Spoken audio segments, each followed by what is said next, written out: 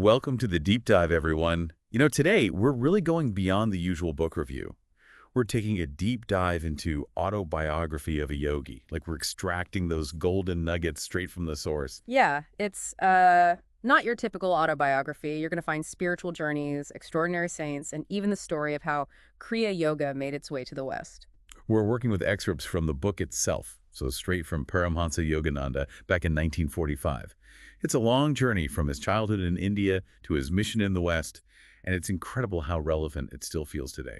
That's the thing, right? It bridges the East and West and shows that spiritual truths are kind of universal. It's packed with insights and anecdotes that make this book so captivating. All right, so let's start at the beginning. Yogananda's early life in India. Imagine a child already drawn to spirituality, fascinated by saints, and longing for the Himalayas. And he actually recalls past life memories of being a yogi in the Himalayas. It's almost like he was destined for this path from the start. Speaking of destiny, there's this funny story about his search for a saint with two bodies. He literally chased him all over town, convinced he could recognize this saint. The saint actually confirmed his yogic destiny. Oh, yeah, that one's great. It shows his youthful enthusiasm and how much faith he carried throughout his life. And even in these early chapters, you see the seeds of Kriya Yoga being planted. It's this technique for connecting directly with the divine, something that was passed down from both his father and a tutor. And we see how this idea of Kriya Yoga, this path to divine connection, it just keeps reappearing. But it's not all techniques and practices. His life is filled with encounters that really shaped him. He met some unforgettable characters, like take the Tiger Swami. He was known for, get this, taming wild tigers before turning his attention to his inner passions. You can imagine the stories, right? It makes you think, have you ever felt that pull towards power or success without really thinking about the downsides?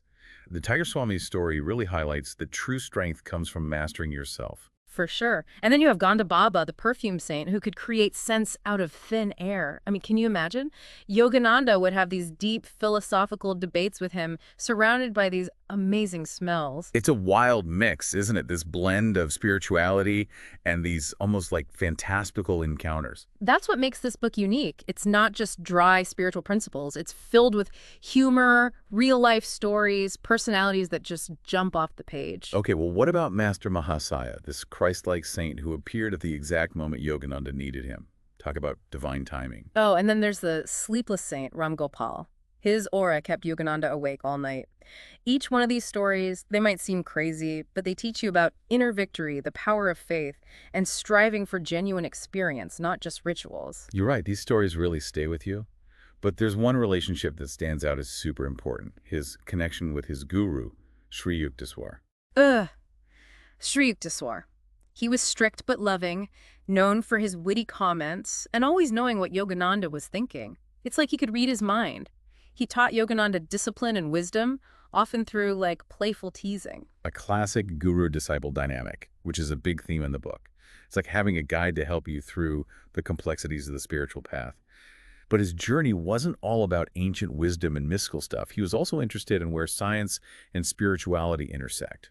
He talks about meeting Jagadish Chandra Bose, this famous botanist who scientifically proved that plants have feelings. Imagine that. Bose really challenged the way people thought about consciousness back then. It resonated with Yogananda, who saw the whole universe as a manifestation of divine energy. So he was basically connecting these seemingly different fields, like science and spirituality could actually work together. Did exploring science ever challenge his beliefs? Actually, he saw science as proof. He believed that if you approach science with an open mind, it deepens our understanding of spiritual truths. So he's looking for that underlying unity in everything. That's it. And the book really digs deeper into yogic principles, too. Yogananda explains Kriya Yoga, how it works on your body and mind. Sri Yukteswar talks about astrology and free will, suggesting that what we did in the past affects us now. And what's so interesting is that he doesn't just stick to one path. He explores bhakti, karma yoga, jnana yoga, raja yoga. He's showing that different approaches can get you there. It's not about dogma, right? It's about recognizing that they're all connected. Exactly. Find what works for you. There's no one-size-fits-all when it comes to spirituality. Now, let's get into the really mystical stuff, the miracles. There's Afzal Khan, the fakir, who could materialize objects but lost his powers because of worldly desires. What a warning. Right. It really shows that spiritual powers without wisdom and detachment can be dangerous. Have you ever felt tempted by power or recognition? It's a reminder that true power comes from within. Makes you think, for sure. Yeah. And then there's the story of Kashi, the boy whose death Yogananda predicted and then contacted through what he called his heart radio, suggesting that consciousness continues after death. Yeah, he describes this heart radio as tuning into a higher frequency where you can perceive things beyond the physical senses. It's a deep concept. The stories really push the boundaries of what we normally think about reality. Yeah. Okay, so Lahiri Mahasaya, the guru of Sri Yukteswar, and this central figure in spreading Kriya Yoga, he was a householder yogi, meaning he lived a balanced life, family, job, and all. He shows that spirituality isn't just for monasteries or ashrams. You can live it in everyday life. He had this radiant spirituality that drew people to him. True change comes from within, right? Then we have the mysterious Babaji, the ever-living master who's beyond time and space. His appearances to Lahiri Mahasaya, Sri Yukteswar, and Ram Gopal are just mind-blowing. The Baji is like this enlightened being who guides and protects people on their spiritual path, even across lifetimes. He can materialize, dematerialize, he's ageless and incredibly powerful. It really speaks to the mystery of the universe. These stories are full of mystical elements, for sure. But let's move on to his mission in the West. He describes his trip to America, attending a religious congress in Boston, the culture shock, and how he eventually bridged the gap between East and West. What a journey. It really shows how adaptable he was and how much faith he had in his mission. He could connect with anyone, from scientists to artists, religious leaders to everyday folks. He wasn't just preaching to the choir, you know? He had a fascinating approach. When he met Luther Burbank, the famous horticulturist who created new plant varieties, they connected on their shared belief in willpower. Burbank thought it could accelerate evolution, and Yogananda saw it as key in yogic practice. It's like they both saw the potential of human consciousness to shape the world, each in their own way. They were pushing the boundaries of what people thought was possible. So aligning human consciousness with the forces of nature. Incredible how he found those connections with people from such different backgrounds. I'd love to hear more about those Western encounters and how his teachings landed. Shall we delve into that next? Oh, absolutely. There's a lot more to uncover about his impact on the West and how he wove Eastern spirituality into Western thought. Let's dive in. His journey in the West was pretty remarkable. I mean, introducing Eastern spirituality to a culture that wasn't really familiar with these ideas, you know. But he found people, open hearts and minds, who were ready to explore new perspectives. He was bridging two worlds, really. And you mentioned all those connections he made, scientists, artists, religious leaders. He was sharing these universal truths with everyone. Yeah, he wasn't picky. Like his encounter with Therese Neumann in Germany, she's a perfect example. A Catholic stigmatist lived without food or water for years. She believed it was divine grace. That's hard to wrap your head around. Right. How did Yogananda, with all his yogic knowledge, make sense of that? Did he think it was real, like a true manifestation of spiritual power? Well, he was skeptical at first, you know, as anyone would be, but her devotion really moved him, and the stories about her weekly trance, reliving the Passion of Christ. He saw it as the power of faith, proof that we still don't understand everything about the human body and spirit. So, he approaches these things with a scientific mind, but also with spiritual openness. He didn't just dismiss things. He wanted to understand them. He was always looking for those connections between traditions and belief that seem so different, like his meeting with Mahatma Gandhi, the leader of India's independence movement. Gandhi was really into Kriya Yoga. He saw it as a path to inner peace and self-mastery, a way to empower people and bring them together. They had a lot in common, you know? Nonviolence, simple living, these deep spiritual ideals. I can imagine their conversations were incredible. It shows that these spiritual principles aren't just about you. They affect the world around you. One of the stories that really got to me was the one about Kashi, that young boy at his school in Ranchi. Yeah, it's a sad story, but also really uplifting. Yogananda had this intuition about the boy's death. Then, months later, he's walking in Calcutta and gets this strong feeling. He calls it a message on his heart radio, like a higher form of intuition. So he thought it was Kashi reaching out from beyond. That's a tough one to grasp, this idea of consciousness after death. Yogananda talked about the astral realm, this subtle plane of existence you can access through deep meditation. He believed consciousness continues after death and that you can connect with people who've passed on. These are concepts that are hard to understand if you're not familiar with Eastern spirituality. Did he mean them literally, or maybe as metaphors for something deeper about consciousness? That's a good question, and people have debated it for years. Some take it literally, others see it as symbolic. It's up to each person to decide what it means to them. The book definitely makes you think about what's possible and question what we think we know about reality. Let's talk about Giri Bala, the woman yogi who claimed to have lived without food or water for over 50 years. That one really pushes the limits, doesn't it? Yogananda was skeptical, but he was intrigued. He went to her village, this remote place. He said she had this quiet strength and inner peace. She explained she had learned to draw energy from the cosmos using a yogic technique. That's almost like science fiction. Did he try to explain it scientifically, how that could even work? He didn't go into the specifics, but he said that certain yogic practices can awaken dormant energies, Hmm. let us tap into this universal life force that sustains us. Whether you take it literally or metaphorically, it makes you think about the potential of the human body and the mysteries of the universe. We've barely scratched the surface, haven't we? It feels like he was always pushing the boundaries of what we're capable of, both through his experiences and the amazing people he met. I think that's the heart of his message. We all have this divine spark, this potential for greatness. He saw himself as a bridge between East and West, sharing these ancient teachings to help people awaken that potential. It's an inspiring thought. His book is filled with incredible stories, but it also gives you these profound insights into the nature of reality and being human. Beyond the stories, what are some key takeaways people can apply to their own lives? That's a great question. One of the biggest takeaways is that anyone can have a personal relationship with the divine. It doesn't matter what you call it, God, spirit, source, whatever. And he gave us Kriya Yoga as a practical way to connect, like a scientific method for becoming more aware and growing spiritually. Mm. But it's not just about meditation, right? You talked about living ethically, being kind and compassionate, taking responsibility for your You actions. got it. True spirituality is part of everyday life, not just rituals. He believed in positive thinking, that our thoughts shape our reality. He wanted people to be grateful, live with purpose, find meaning in their work and relationships. It's a whole life approach to spirituality, and it speaks to everyone, no matter your background or beliefs. It's about becoming more conscious, aware of your thoughts and actions, and making choices that reflect your values. It's about inner strength, being resilient, handling life's ups and downs with grace. It's about recognizing that we're all connected and expressing our unique potential. These are principles anyone can use. It's about going on a journey of self-discovery and transformation.